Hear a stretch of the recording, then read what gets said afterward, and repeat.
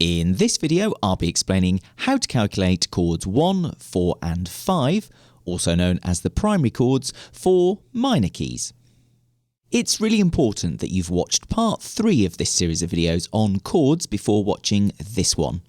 In that video, I explain how to calculate the primary chords for major keys. Calculating the primary chords for minor keys is dependent on your understanding of primary chords for major keys. You'll also need to be very confident in the creation of harmonic minor scales. If you're not, do have a look at my series of videos on minor scales. You'll be pleased to hear that there actually isn't that much difference in calculating primary chords for minor keys compared to major keys. The big and important thing to remember is to use the correct minor scale. Should you use the natural, harmonic or melodic version of the scale?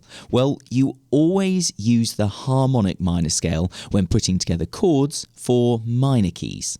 Let's try a couple of examples. Let's have a go at calculating the primary chords for B minor. At the top of the screen is our B minor scale, and notice that it is the harmonic version of the B minor scale with the raised 7th, the A sharp. And I've numbered all of the notes. So we'll start with chord 1 and we take note number 1, the B, and pop it over here. We then add a third above the D. Now don't forget to check that the scale uses a D rather than a D sharp or a D flat. It doesn't, so we stick with the D. Finally, we add another third above the D. A third above is F sharp. Don't forget that it is an F sharp as our scale has an F sharp in it. Do always keep checking that key signature. And that's it, chord 1 complete. Chord 4 next. We take note number 4 as we're dealing with chord 4 and pop it over here.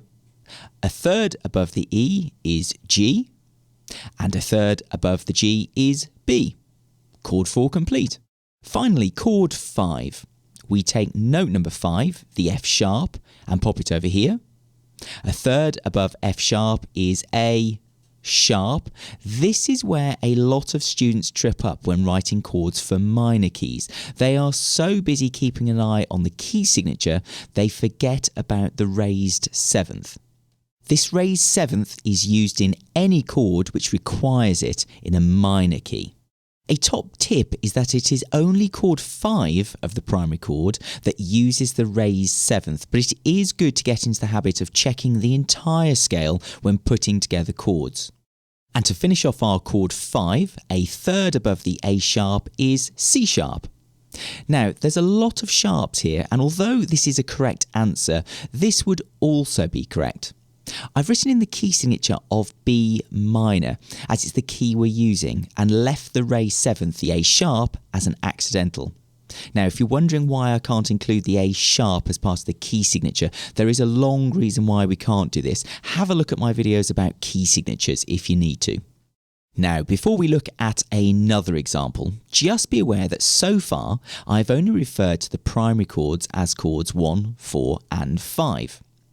If you've watched my video on technical names of scale notes, you'll be familiar with the words tonic, subdominant and dominant. These words meaning the 1st, 4th and 5th notes of the scale respectively. Well, these words can also be applied to chords. So chord 1, which is based on the 1st note of the scale or the tonic, can also be called the tonic chord. Or, to be honest, it's the tonic triad, that's probably its more common name.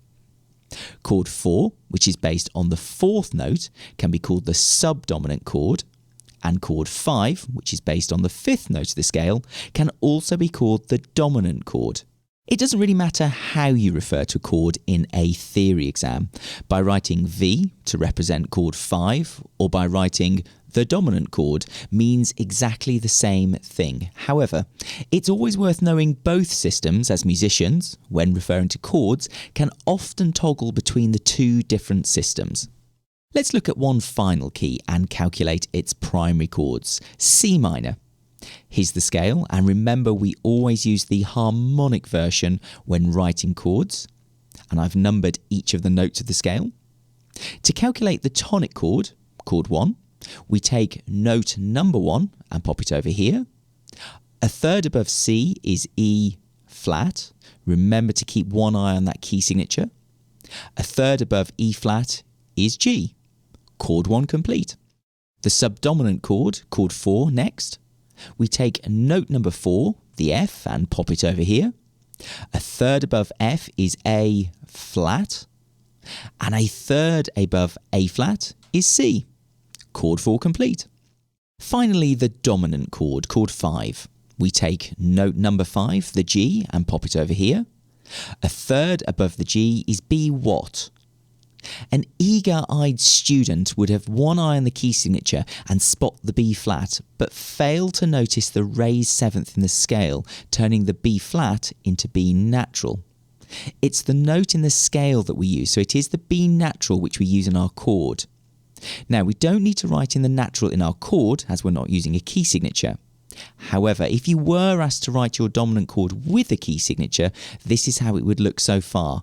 3 flats for the key signature and a natural next to the B. Either way, do remember that you always need to keep one eye on any key signature and always pay attention to that raised seventh. Finally, a third above the B is D. And that's it, our completed primary chords for C minor. So, to recap, firstly, always use the harmonic form of the minor scale to work out the primary chords. Secondly, always keep an eye on the key signature.